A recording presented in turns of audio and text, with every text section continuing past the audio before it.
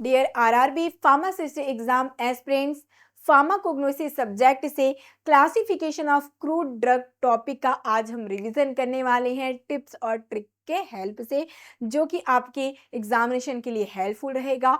यहाँ पर से हर फार्मासिस्ट एग्जामिनेशन में क्वेश्चन देखने को मिलता है, इसीलिए चांस है कि हो सकता है कि आपके आरआरबी में भी यहाँ पर क्वेश्चन मिल सके, क्योंकि प्रीवियसली आरआरबी एग्जामिनेशन में यहाँ पर से क्वेश्चन पूछे गए हैं। तो चलिए देखते हैं इनको किस प्रकार से हम याद रख सकते हैं और क्या कुछ क्वेश्चन यहाँ पर से पूछे गए हैं। तो बहुत इंपॉर्टेंट टॉपिक है आपके क्लासिफिकेशन। अभी आपको एम्स वगैरह में भी इनसे क्वेश्चन देखने को मिला था, इसलिए जरूर से इनको रिकॉल आप कर लेंगे। तो क्लासिफिकेशन के कितने मेथड्स होते हैं, सबसे पहले ये याद रखिए, क्योंकि एग्जैक्टली आपके नाम से भी क्वेश्चन पूछे जाते हैं क्लासिफिकेशन के मेथड से। ठीक है, तो आपको एक ट्रिक यहाँ पर याद रखना है। मैं आपको बहुत बार ये ट्रिक अब मैंने आपको बताया भी है क्लासिफिकेशंस को याद करने के लिए, क्योंकि देखिए बहुत से ड्रग हैं, उनको यदि हम क्लासिफाइड करके रखें तो इनकी स्टडी और आइडेंटिफिकेशन हम इजी से कर सकते हैं, इसीलिए इनका क्या किया जाता है, क्लासिफिकेशन किया जाता है। तो इनके लिए आपको ट्रिक याद रखना है, जो कि है एटीएम पर सीसीटीवी। ठीक है, ये सिंपल सा ट्रिक आपको हमेशा ही काम में आएगा क्लासिफिकेशंस को याद रखने के लिए। एग्जैक्टली नाम से क्वेश्चन आते हैं क्योंकि पूछे गए हैं, इसलिए मैं आपको बार बार हिंट करूंगी, इसको स्टार मार्क लगा लीजिए। एटीएम पर सीसीटीवी। अब कैसे याद रखिएगा, A for alphabetical classification, T से टैक्सोनॉमिकल क्लासिफिकेशन, और एम से आपका मॉर्फोलॉजिकल क्लासिफिकेशन, पी से आपका हो जाएगा फार्माकोलॉजिकल क्लासिफिकेशन। क्लियर, सी से आपको याद रखना है केमिकल क्लासिफिकेशन। ठीक है, और सी टी से आपको याद रख लेना है कीमोटैक्सोनॉमिकल क्लासिफिकेशन। क्लियर, तो ये आपका ट्रिक एग्जैक्टली फिट आएगा और काम में आएगा आपकी क्लासिफिकेशंस को याद रखने के लिए। अब क्विक फास्ट ये देख लेते हैं कि ये जो क्लासिफिकेशन है उनमें क्लासिफाई किस प्रकार से किया जाता है ड्रग का। तो देखिए, अल्फाबेटिकल, नाम से क्लियर है कि अल्फाबेटिकली जब हम ड्रग को क्लासिफाई करें, जैसे कि जो ए वाले ड्रग है उनको एक साथ रखा जाएगा, अकेशिया, साथ ही अमला, ये सारे ड्रग को एक साथ रखेंगे। बी हो गया जैसे कि बहेड़ा हो गया, ब्लैक कटेचू, उनको एक साथ रखा जाएगा। सी में सिनकोना, सिन्नामन, ये सभी। तो एबीसीडी लेटर के अकॉर्डिंग जैसे डिक्शनरी में लिखा होता है, उसी के वैसा ही पैटर्न में यहाँ पर क्लासिफाई किया जाएगा, वो अल्फाबेटिकल क्लासिफिकेशन होता है। और याद रखिएगा इंपॉर्टेंट पॉइंट, जितने भी फार्माकोपियास हैं, जैसे Indian pharmacopoeia, British pharmacopoeia, United state pharmacopoeia, सभी ये अल्फाबेटिकल क्लासिफिकेशन को फॉलो करते हैं, क्योंकि ये सबसे सिंप्लीफाइड क्लासिफिकेशन होता है। टैक्सोनॉमिकल क्लासिफिकेशन, तो टैक्सोनॉमी जो इनका इवोल्यूशन जिस प्रकार से हुआ है कि इनका फाइलम क्या है, ऑर्डर क्या है, जेनेरा क्या है, स्पीसीज क्या है, इनके अकॉर्डिंग इनको हम क्लासिफाई कर ले तो ये टैक्सोनॉमिकल क्लासिफिकेशन कहलाता है। टैक्सोनॉमी को इंडिकेट करते हैं, जैसे phylum, order, family, genera, species के अकॉर्डिंग इनको क्लासिफाई करना।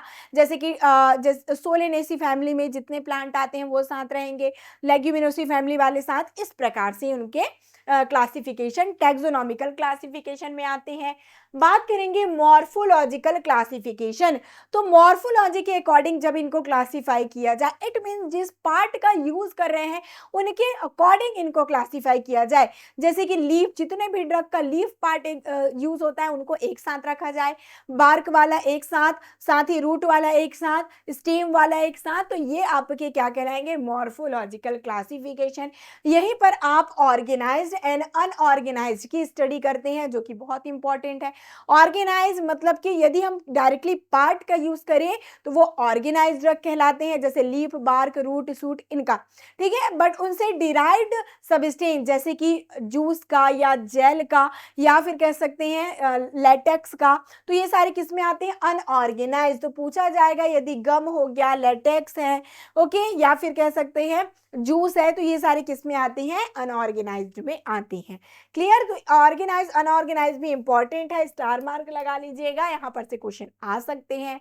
नेक्स्ट है फिर आपके केमिकल क्लासिफिकेशन, नाम से क्लियर है, यदि हम जो मेन एक्टिव केमिकल कॉन्स्टिट्यूएंट है उनके अकॉर्डिंग उनको क्लासिफाई किया जाए, जैसे जितने भी ड्रग जो एल्केलॉइड कंटेन करते हैं उनको साथ, ग्लाइकोसाइड वाले एक साथ, टैनिन वाले एक साथ, रेजिन वाले एक साथ, जैसे आप लोग अपने बैचलर्स के टाइम में स्टडी किया भी होगा, एल्केलॉइड, ग्लाइकोसाइड, टैनिन, ये सारे केमिकल क्लासिफिकेशन में आते हैं।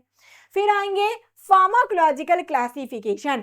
फार्माकोलॉजिकल को हम क्या कहते हैं, थेरेपेटिक क्लासिफिकेशन भी कहा जाता है, क्योंकि जो मेन एक्टिव केमिकल कॉन्स्टिट्यूएंट था वो हमने केमिकल क्लासिफिकेशन में देख लिया। अब उनका यूज क्या है, जो थेरेपेटिक यूज है उनके अकॉर्डिंग हम उनको क्लासीफाई कर लें। जैसे कि जितने भी एंटी टस्टिव ड्रग है उनको एक साथ, एक्सपेक्टोरेंट है उनको एक साथ, ठीक है, या फिर कह लीजिए जो कार्डियोटॉनिक है उनको एक साथ रखा, लैक्सेटिव वाले अलग, कार्बिनेटिव वाले अलग। तो उनके यूजेस के बेसिस में जब उनको क्लासिफाई किया जाए तो वो आपके फार्माकोलॉजिकल क्लासिफिकेशंस में आती है। मोस्ट इंपॉर्टेंट क्लासिफिकेशन है जो कि यूजेस को बतलाता है किसी भी ड्रग का, तो ये आपका फार्माकोलॉजिकल क्लासिफिकेशन है। आते हैं मोस्ट इंपॉर्टेंट, ये भी कीमोटैक्सोनॉमिकल, क्योंकि ये मॉडर्न टाइम का क्लासिफिकेशन है। ये पूछा भी गया है कि मॉडर्न टाइम में किनका यूज किया जाता है, कीमोटैक्सोनॉमिकल, क्योंकि देखिए हर क्लासिफिकेशन में आपको केवल एक एक चीजों की पता चल रही है, ठीक है। जिसमें फार्माकोलॉजिकल है तो केवल यूज की, केमिकल है तो मेन एक्टिव केमिकल कॉन्स्टिट्यूएंट की, मॉर्फोलॉजिकल है तो पार्ट की।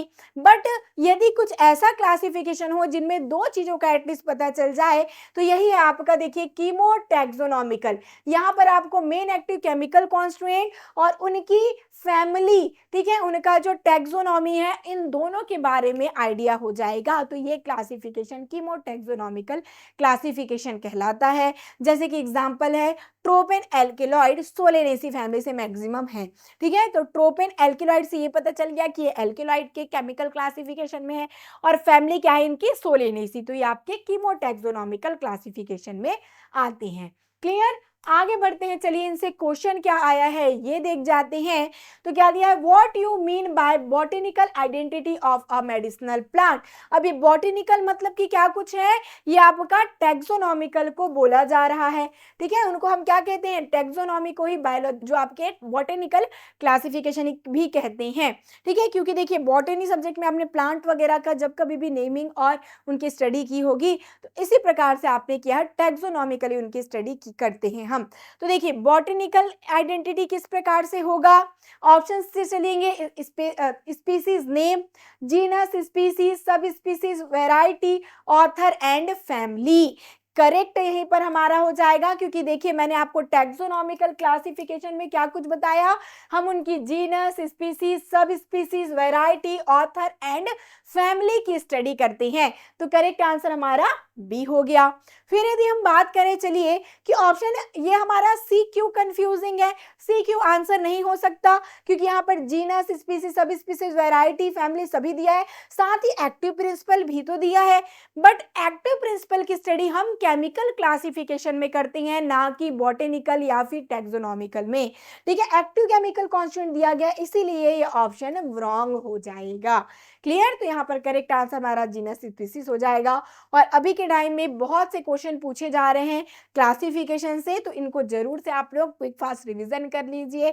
और इसी प्रकार से आपको इस चैनल में बहुत से टिप्स ट्रिक्स मिलने वाले हैं, तो जरूर से इसे सब्सक्राइब भी कर लीजिएगा और साथ ही कमेंट भी करिए कि क्या कुछ टॉपिक में आपको ट्रिक्स और निमोनिक्स प्रोवाइड किया जाए, जो कि आपके आरआरबी फार्मासिस्ट एग्जामिनेशन के लिए हेल्पफुल रहेगी। तो मिलते हैं नेक्स्ट लेक्चर के साथ। All the best.